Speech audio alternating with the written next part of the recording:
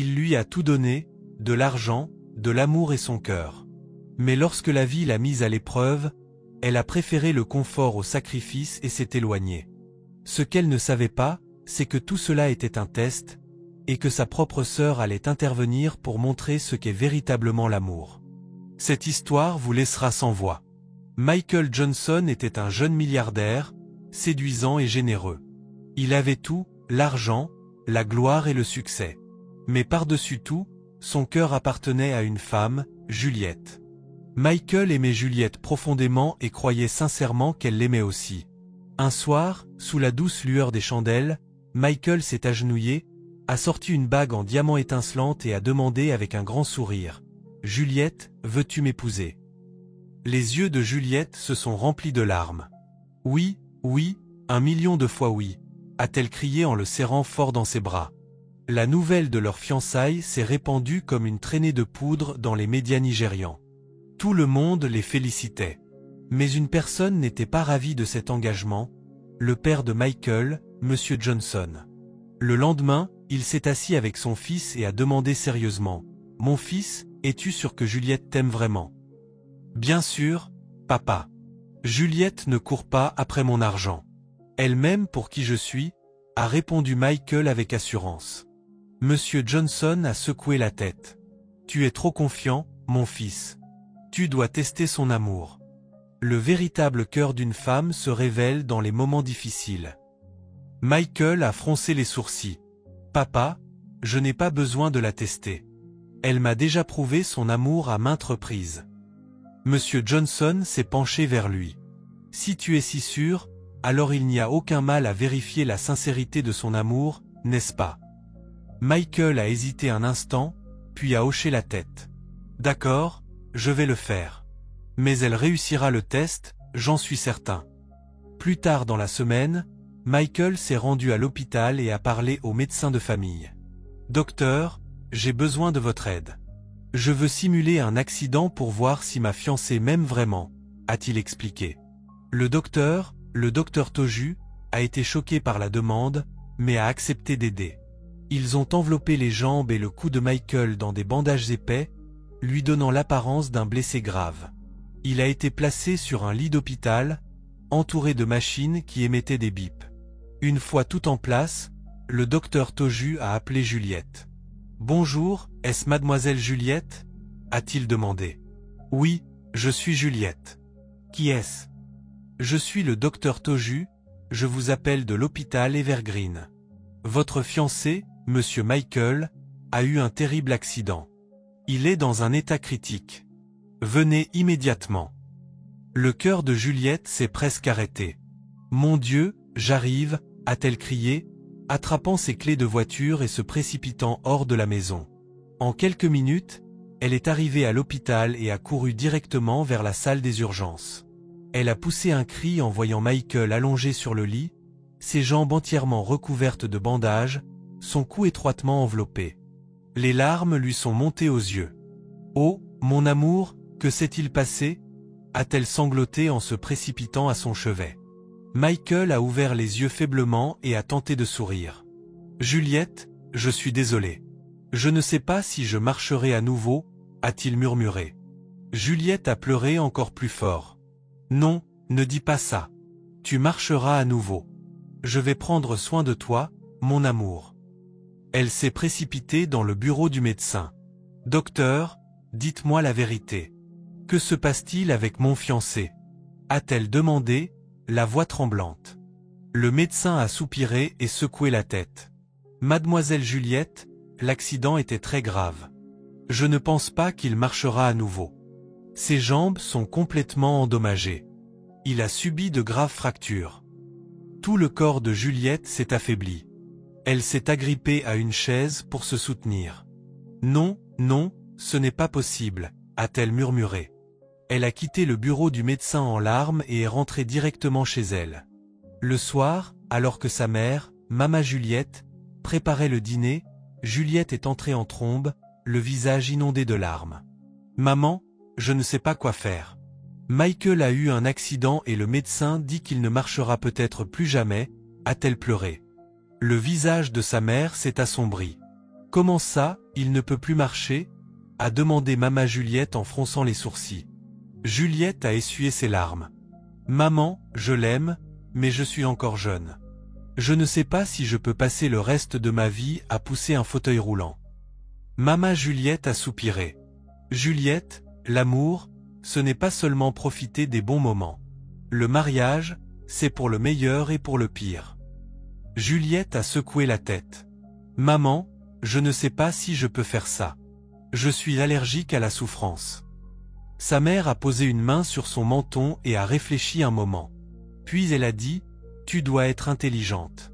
Veux-tu être liée à un homme infirme pour le reste de ta vie? Tu es trop jeune pour ce genre de fardeau. Réfléchissons bien. Juliette a regardé sa mère, perplexe. Maman, que veux-tu dire?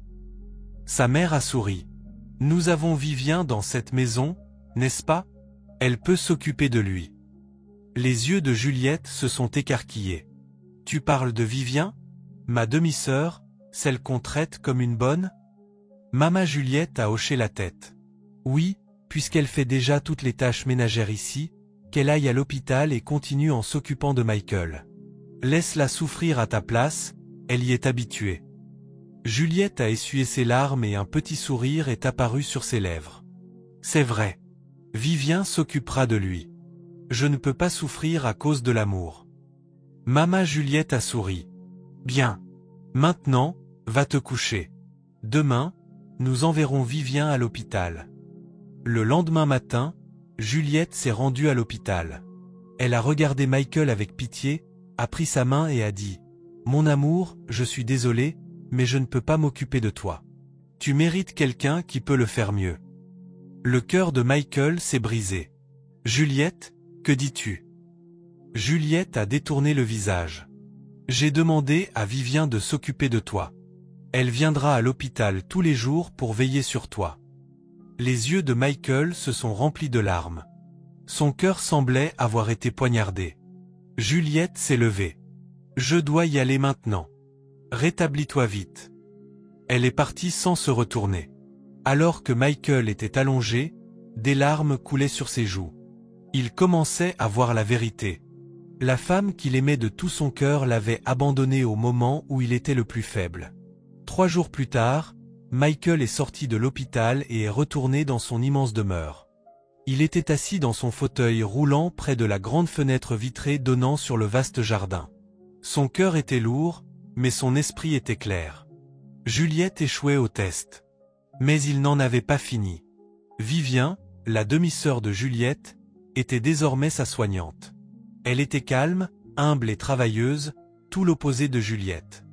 Bien que la vie n'ait jamais été juste envers elle, Vivien ne se plaignait jamais. Maintenant, c'était elle qui cuisinait, nourrissait Michael et poussait son fauteuil roulant sans la moindre irritation. Un après-midi, Michael a pris son téléphone et a appelé Juliette. Elle a répondu après quelques sonneries. « Bonjour, bébé », a-t-elle dit doucement. « Juliette, j'ai besoin de toi ici à la maison », a dit Michael, la voix calme mais ferme. « Pourquoi faire ?» a demandé Juliette. « Je veux que tu t'occupes de moi toi-même. Je ne veux plus que Vivien le fasse. » Juliette a hésité. « Bébé, je viens d'avoir un nouveau travail. Je n'ai pas le temps de faire tout ça. Vivien continuera à s'occuper de toi. Elle y est habituée. » Michael a ri amèrement. « Juliette, je suis ton fiancé. Tu veux dire que tu n'as pas de temps pour t'occuper de l'homme que tu veux épouser ?» Les jours ont passé et Juliette venait rarement à la maison. Elle avait toujours une excuse ou une autre. « Je suis trop occupée au travail, je suis fatiguée, j'avais une réunion aujourd'hui, il y avait trop de circulation, je n'ai pas pu venir. » Mais pendant que Juliette l'évitait, Vivien était celle qui restait aux côtés de Michael. Chaque matin, elle se levait tôt pour nettoyer sa chambre, préparer ses repas et l'aider à se laver. Elle faisait tout avec patience et dévouement, sans jamais se plaindre. Elle souriait et disait « Monsieur Michael, votre repas est prêt. » Les après-midi, lorsqu'elle le poussait dehors pour prendre l'air, elle s'asseyait à côté de lui et parlait de tout ce qu'il voulait. Michael remarquait tout l'effort qu'elle mettait à s'occuper de lui. Même fatiguée, elle s'assurait qu'il soit à l'aise. Un soir, après le dîner, Michael regardait Vivien ranger la vaisselle. Il voyait la sueur sur son front. « Vivien, viens t'asseoir » a-t-il dit. Vivien a essuyé ses mains et a hésité. « Monsieur, je vais bien. » J'ai dit, « Assieds-toi » a répété Michael. Elle a obéi, s'asseyant sur le canapé en face de lui. « Pourquoi fais-tu tout ça » a-t-il demandé soudainement. Vivien semblait confuse. « Je ne comprends pas. Tu n'es pas ma fiancée. Tu ne me dois rien. Alors, pourquoi t'occupes-tu de moi comme ça ?» Vivien a baissé les yeux. « Parce que je sais ce que c'est d'être abandonné. » Michael a haussé un sourcil. « Que veux-tu dire ?» Vivien a pris une profonde inspiration. « Ma mère est morte quand j'avais 9 ans. Mon père s'est remarié, et c'est ainsi que Mama Juliette est entrée dans ma vie. Elle ne m'a jamais traité comme sa fille. J'étais toujours celle qui nettoyait, lavait et cuisinait, tandis que Juliette obtenait tout ce qu'elle voulait. Mais je ne me suis jamais plainte. Je faisais ce que je devais faire. » Michael est resté silencieux. Il ne savait pas que Vivien avait traversé tant d'épreuves. Vivien a souri faiblement. « Je sais ce que c'est de se sentir non désiré, et je ne veux pas que vous ressentiez cela. C'est pourquoi je suis là. » Michael l'a regardé attentivement. Contrairement à Juliette, qui se préoccupait toujours de son propre confort, Vivien était désintéressé. Il a pris une profonde inspiration. Son père avait raison depuis le début. L'amour, ce ne sont pas des mots. Ce sont des actions. Pendant ce temps, Juliette était occupée à profiter de sa vie. Puisque Michael était maintenant paralysé, elle avait commencé à agir comme si elle n'était plus fiancée. Elle sortait avec ses amis, faisait la fête et commençait même à fréquenter d'autres hommes riches qui s'intéressaient à elle. Un soir, son amie Ada l'a confrontée. « Juliette, pourquoi ne vas-tu pas à la maison pour voir Michael ?» Juliette a levé les yeux au ciel. « Ada, je suis trop jeune pour gâcher ma vie à pousser un fauteuil roulant. Si j'y vais trop souvent, Michael s'attendra à ce que je reste. Non, je ne peux pas faire ça. »« Mais c'est ton fiancé » s'est exclamé Ada. Juliette a ricané. « Et alors ? Il m'a fiancé quand ses jambes allaient bien. Mais maintenant, le médecin dit qu'il ne marchera peut-être plus jamais. Je ne peux pas épouser un homme en fauteuil roulant. Quel avenir aurais-je avec lui ? S'il te plaît, Ada.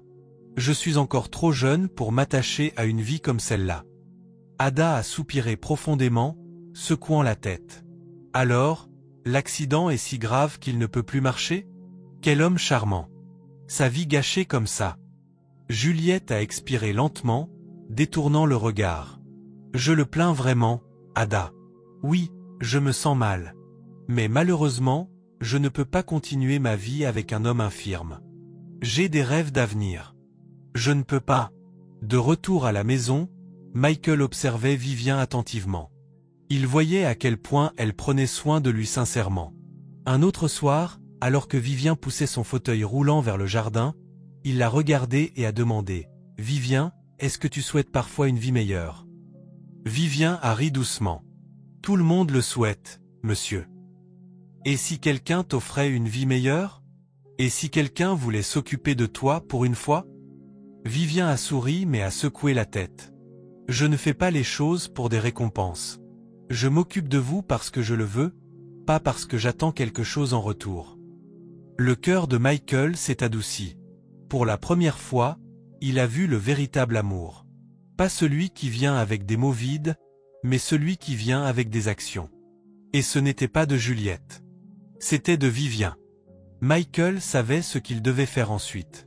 Plus tard ce soir-là, Michael était assis dans sa demeure, regardant le jardin à travers la fenêtre vitrée. Son esprit était lourd de pensées lorsque son père, Monsieur Johnson, est entré. Monsieur Johnson a regardé son fils, toujours assis dans le fauteuil roulant, et a secoué la tête. « Michael, où est ta fiancée ? La femme qui t'aime tant ?» Michael a ouvert la bouche, mais n'a pas trouvé les bons mots. Son père a soupiré, puis a suggéré le test final. « Dans ton état actuel, va chez Juliette. Rencontre sa famille et dis-leur que tu veux toujours poursuivre les démarches du mariage.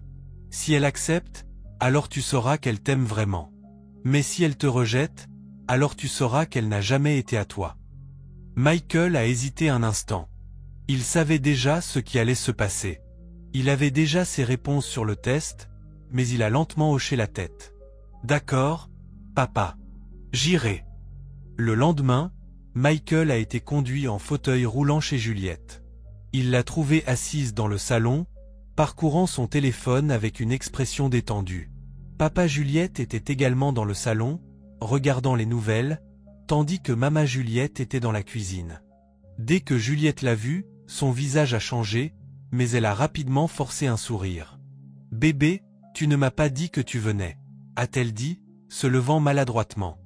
Michael l'a regardée et a pris une profonde inspiration. « Je suis venu dire à ta famille que je suis prêt à poursuivre nos projets de mariage, » a-t-il dit. Le père de Juliette semblait satisfait. « Oui, nous continuerons.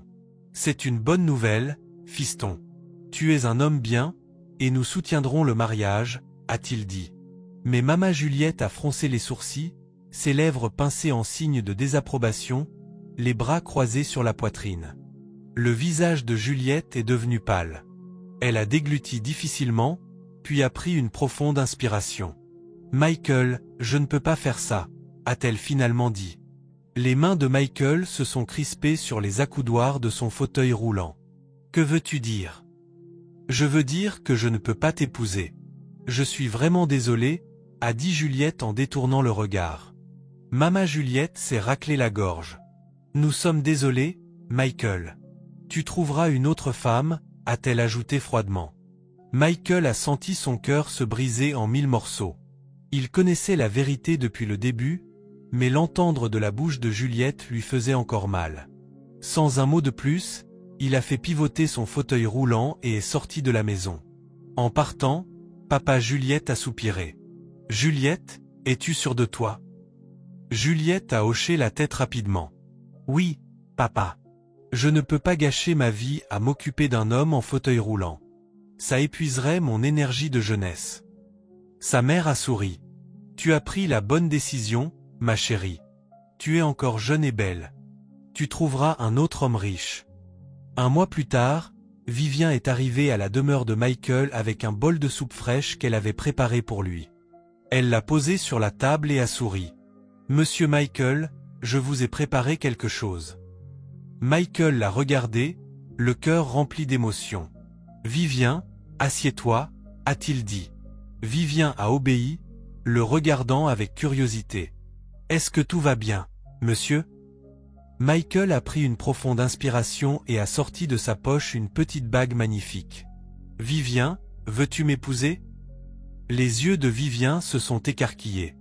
Ses mains se sont portées à sa bouche sous le choc. « Monsieur Michael, êtes-vous sérieux ?» Michael a souri. « Tu m'as montré ce que signifie vraiment l'amour. Tu as pris soin de moi, tu es resté à mes côtés et tu m'as traité avec gentillesse alors que je n'avais rien à offrir en retour. Et maintenant, je veux t'offrir mon cœur. » Les larmes ont monté aux yeux de Vivien. Elle n'avait jamais imaginé qu'un homme comme Michael lui demanderait sa main. « Oui, oui, je veux t'épouser, » a-t-elle crié en se jetant dans ses bras. Michael a soupiré de soulagement. Pour la première fois depuis longtemps, il se sentait vraiment heureux. Plus tard ce soir-là, Vivien est rentrée chez elle et a annoncé à Juliette et à sa mère ses fiançailles. « Michael m'a demandé en mariage, » a-t-elle dit joyeusement, et j'ai accepté. Juliette et sa mère ont échangé un regard avant d'éclater de rire moqueur. « Pas de problème. Tu as tout notre soutien, » a dit Juliette en essuyant une fausse larme. Maman Juliette a ricané. « Oui, ma chérie. Puisque tu es accro à la souffrance, vas-y et pousse son fauteuil roulant pour la vie. » Juliette a croisé les jambes et a pris son téléphone. « J'ai hâte de te voir dans une robe de mariée, poussant ton mari partout, » a-t-elle dit avec moquerie. Vivien a ignoré leurs paroles et est monté dans sa chambre. Au fond d'elle, elle savait qu'elle faisait le bon choix.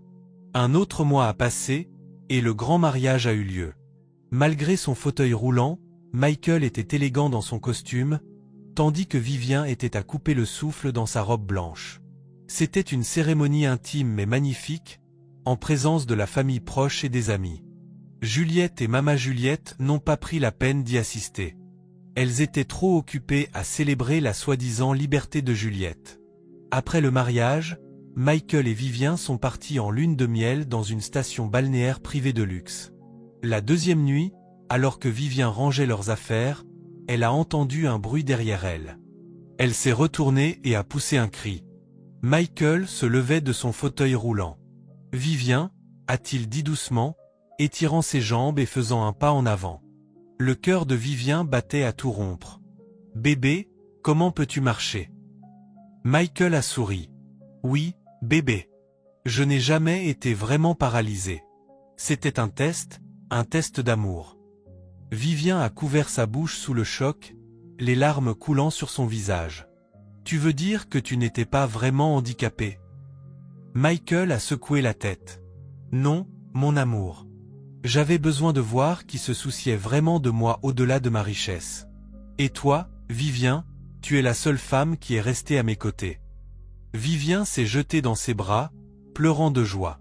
Michael l'a serré fort et a murmuré. « Tu es la vraie reine, bébé, et je passerai le reste de ma vie à te le prouver. » Le lendemain, Michael a conduit son SUV noir élégant jusqu'à la demeure de son père, le cœur rempli de gratitude. En descendant de la voiture, il a ajusté son costume et a marché avec assurance vers l'entrée principale. Monsieur Johnson était assis dans le grand salon, lisant un journal, lorsque Michael est entré. Il a levé les yeux, satisfait. « Michael, mon fils, tu as enfin terminé le test, » a dit son père avec un sourire fier. Michael a souri en retour. « Oui, papa. Et je suis venu ici pour te remercier. » Son père a haussé un sourcil. « Me remercier ?» Michael a soupiré et s'est assis à côté de lui. « Papa, j'étais aveugle. J'étais tellement sûr que Juliette m'aimait, et je n'avais jamais imaginé que les choses se termineraient ainsi, mais maintenant je vois clair. Vivien est en or. Elle a prouvé ce qu'est le véritable amour. » Son père a hoché la tête avec un air entendu. « Fils, je connais les femmes. C'est pourquoi je t'ai dit de tester Juliette. L'amour, ce ne sont pas des mots doux et des promesses vides. C'est être là pour quelqu'un dans toutes les conditions. » Michael a pris une profonde inspiration. « Tu avais raison, papa. Vivien était là quand j'étais dans le fauteuil roulant. Elle m'a traité avec gentillesse et respect, non pas à cause de mon argent, mais parce qu'elle se souciait vraiment de moi. » Monsieur Johnson a souri. « C'est pourquoi elle est maintenant ta femme. Une femme qui reste à tes côtés dans les moments difficiles est une femme qui mérite de profiter des bons moments. » Michael s'est levé et a serré la main de son père. « Papa, merci de m'avoir ouvert les yeux. » Son père lui a tapoté l'épaule. « Je t'ai seulement guidé, mais c'était à toi de voir la vérité. Et maintenant, tu as trouvé le véritable amour. » Le lendemain soir, Michael a décidé d'emmener Vivien dans un restaurant chic. L'atmosphère était parfaite. Vivien portait une robe rouge époustouflante, sa beauté rayonnant sous les lumières chaleureuses du restaurant. Alors qu'ils riaient et savouraient leur repas, quelqu'un les a repérés. Les yeux d'Ada ont failli sortir de leurs orbites. « Attends, c'est Michael ?» a-t-elle murmuré pour elle-même. Elle a cligné des yeux rapidement, incapable de croire ce qu'elle voyait. Michael marchait. Non seulement cela, Vivien semblait complètement transformée. Sa beauté était indéniable. Sans perdre une seconde, Ada a attrapé son sac et s'est précipitée hors du restaurant, directement chez Juliette. Ada a fait irruption dans le salon, essoufflée. « Juliette, tu ne croiras jamais qui j'ai vu », a-t-elle dit, peinant à reprendre son souffle. Juliette a levé les yeux au ciel. « Qui ?» a-t-elle demandé paresseusement, continuant à parcourir son téléphone. Ada a arraché le téléphone des mains de Juliette pour qu'elle écoute. « C'est Michael et Vivien que j'ai vus », a-t-elle exclamé. Juliette a froncé les sourcils. « Ce n'est pas une nouvelle. Vivien pousse Michael dans toute la ville tout le temps. » Ada a secoué la tête rapidement. « Non, Juliette. Michael marchait, et il marchait confortablement sans aucune assistance. »« Quoi ?» a-t-elle haleté. « Oui, il va parfaitement bien. Et tu ne le croiras pas, Vivien était magnifique. Elle était assise à côté de Michael comme une reine. » Juliette s'est levée immédiatement. « Tu es sérieuse ? Ada a hoché la tête. 100% sérieuse. Juliette n'a pas perdu une seconde de plus. Elle a attrapé les clés de la voiture et s'est précipitée hors de la maison, direction la demeure de Michael. Lorsqu'elle est arrivée, elle a sonné à la porte avec impatience. Après quelques secondes, la porte s'est ouverte, et Vivien se tenait là. Vivien a souri poliment. « Sœur, sois la bienvenue. Entre. » Mais Juliette a ignoré l'invitation et a croisé les bras. « Où est Michael ?»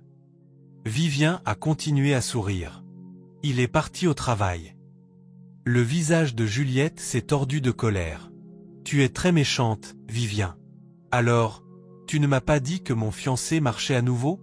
Tu voulais garder ça secret pour l'avoir pour toi toute seule. » Vivien est resté calme. « Sœur, Michael est mon mari maintenant.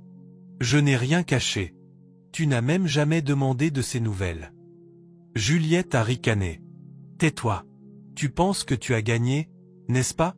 On verra combien de temps tu en profiteras. » Alors que Juliette se tournait pour partir, elle a crié « Et ne m'appelle plus jamais sœur. » À ce moment-là, la voiture de Michael s'est engagée dans l'allée.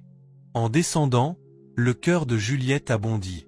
Sans réfléchir, elle a couru vers lui et l'a serré fort dans ses bras. « Oh, bébé, tu m'as tellement manqué. Je suis tellement heureuse que tu puisses marcher à nouveau. » Michael a froncé les sourcils et l'a doucement repoussé. « Juliette, que fais-tu ici ?» Juliette l'a regardé, les yeux remplis de larmes. « Michael, je suis tellement désolée. J'ai été stupide. J'ai laissé ma mère me tromper, mais je te jure que je t'aime vraiment.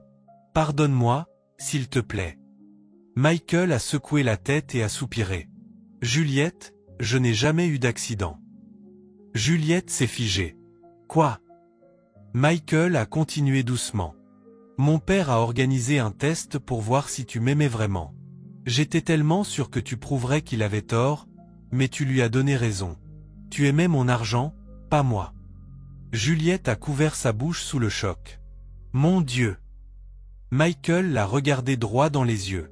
« Tu te souviens du jour où je suis venu chez toi et où j'ai dit à ta famille que je voulais poursuivre les préparatifs du mariage ? Tu m'as rejeté. Tu as dit que tu ne pouvais pas gâcher ta vie à pousser un fauteuil roulant. » Juliette est tombée à genoux. « Michael, s'il te plaît. Je ne savais pas. J'ai été trompée. Je t'aime, je le jure. » Michael a secoué la tête. « Juliette, s'il te plaît, quitte ma maison. Je suis déjà marié. Et pas à n'importe qui, mais à ta sœur, la femme qui est restée à mes côtés quand tu es parti. » Les larmes coulaient sur le visage de Juliette. « Non, ce n'est pas possible.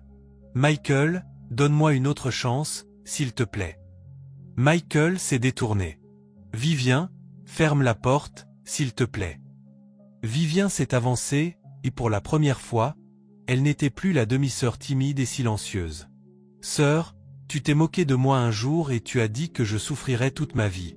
Mais maintenant, j'ai trouvé l'amour et le bonheur. Rentre chez toi, s'il te plaît. » Juliette a essuyé ses larmes et s'est levée, lançant un regard noir à Vivien. « Tu penses que tu as gagné, n'est-ce pas ? Tu m'as volé mon fiancé et mon bonheur. Ne t'inquiète pas, je reviendrai. » Vivien a soupiré. « Sœur, tu l'as perdu toi-même. » Juliette a couru hors de la maison, les larmes brouillant sa vision alors qu'elle rentrait chez elle pour affronter sa mère. Juliette est entrée en trombe dans la maison, claquant la porte derrière elle. Son cœur battait de colère et de regret. Sa mère, Maman Juliette, était assise dans le salon, sirotant du thé avec un sourire satisfait. Mais dès qu'elle a vu l'expression de Juliette, elle a froncé les sourcils. « Qu'est-ce qui ne va pas avec toi, Juliette ? Pourquoi as-tu l'air de quelqu'un qui vient de voir un fantôme ?» a-t-elle demandé en posant sa tasse. Les mains de Juliette tremblaient de rage. « Maman, tu m'as trompée. Tu m'as fait quitter Michael. Tu m'as dit de ne pas l'épouser parce qu'il était paralysé. » Sa mère a levé les yeux au ciel. « Oh, s'il te plaît. De quoi parles-tu ? Tu devrais me remercier. Sais-tu combien d'hommes riches il y a dehors ? » Juliette a pointé un doigt tremblant sur elle. « Michael était le meilleur homme pour moi, et je l'ai perdu. Il n'a jamais eu d'accident. C'était un test, et j'ai lamentablement échoué. Les yeux de maman Juliette se sont écarquillés de choc. Quoi? Que veux-tu dire? C'était un test. Juliette a ri amèrement. Exactement ce que j'ai dit. Il n'a jamais été infirme.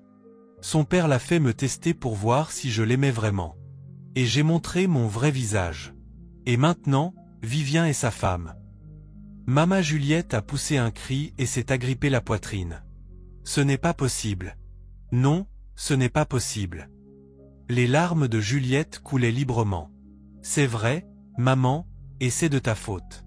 Tu m'as dit de l'abandonner. Et maintenant, regarde, Vivien a pris ma place. Maman Juliette s'est levée, en colère. Comment oses-tu me blâmer? Est-ce que je t'ai pris les mains et t'ai forcé à le quitter? Non, je t'ai seulement conseillé. Mais tu as choisi le confort plutôt que le sacrifice. Tu étais trop attaché à ton propre confort. Tu aurais dû utiliser ton cerveau pour réfléchir par toi-même. Juliette a essuyé son visage avec son bras. Maman, j'ai été stupide de t'écouter. Je n'ai pas réfléchi par moi-même, et maintenant j'ai perdu le seul homme qui m'ait jamais vraiment aimé. À ce moment-là, papa Juliette est entré, portant sa mallette. Il s'est arrêté à la porte et a froncé les sourcils face à la dispute animée. Que se passe-t-il dans cette maison? A-t-il demandé, regardant sa fille, puis sa femme. Juliette s'est tournée vers lui, le visage rouge de frustration. Papa, maman m'a trompé. Elle m'a fait quitter Michael, et je viens de découvrir que c'était un test. Michael n'a jamais eu d'accident. Papa Juliette a soupiré et a secoué la tête. Je t'avais dit, Juliette, je t'avais prévenu de ne pas suivre les traces de ta mère, mais tu as refusé d'écouter. Maintenant, tu dois vivre avec tes choix. Juliette s'est effondrée sur le canapé, sanglotant amèrement. Papa, je regrette tout. J'aurais dû rester à ses côtés. J'aurais dû prouver mon amour. Son père s'est assis à côté d'elle et a posé une main douce sur son épaule. Juliette, il est trop tard. Michael n'est plus ton homme. Il est marié à ta sœur, et tu dois respecter cela. Juliette l'a regardé, le visage rempli de douleur. Papa, que dois-je faire? Son père a expiré profondément. Passe à autre chose. Oublie Michael. Il est heureux maintenant.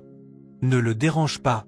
Juliette a dégluti difficilement et a hoché la tête, mais au fond d'elle, elle savait qu'elle ne se pardonnerait jamais. Alors qu'elle était assise dans le regret, sa mère était assise silencieusement à côté d'elle, l'air tout aussi vaincu. Pour la première fois depuis longtemps, maman Juliette a réalisé que sa propre cupidité et son égoïsme avaient détruit l'avenir de sa fille. Mais il n'y avait rien qu'elle puisse faire. Michael était parti, et il ne reviendrait pas. Quelques mois plus tard, la vie de Michael et Vivien était magnifique. Vivien se tenait devant le miroir dans leur chambre, ses mains posées sur son ventre légèrement arrondi. Elle a souri en caressant doucement son ventre. Elle était enceinte. Michael s'est réveillé derrière elle et a entouré sa taille de ses bras, posant ses mains sur les siennes sur son ventre. « Ma reine, notre petit grandit bien », a-t-il murmuré en l'embrassant sur la joue. Vivien a gloussé. « Oui, mon amour, bientôt nous entendrons les pleurs de notre bébé. » Michael l'a tourné vers lui et l'a regardé profondément dans les yeux. « Bébé, tu es la meilleure chose qui me soit jamais arrivée. Tu m'as montré ce qu'est le véritable amour, et je promets de t'aimer, toi et notre bébé, pour toujours. » Vivien a souri, des larmes de bonheur remplissant ses yeux. « Et je resterai à tes côtés pour toujours, mon amour. » Michael a embrassé son front, la serrant fort. Alors qu'ils se tenaient dans les bras l'un de l'autre, une profonde sensation de paix, de joie et d'épanouissement a rempli leur cœur. Michael avait fait le bon choix. Juliette avait tout perdu à cause de la cupidité et de l'orgueil, mais Vivien avait tout gagné grâce à l'amour, la gentillesse et la patience. Et ainsi, ils vécurent heureux pour toujours. Avez-vous aimé cette histoire? Veuillez aimer, partager et vous abonner à ma chaîne pour ne pas manquer la prochaine histoire puissante.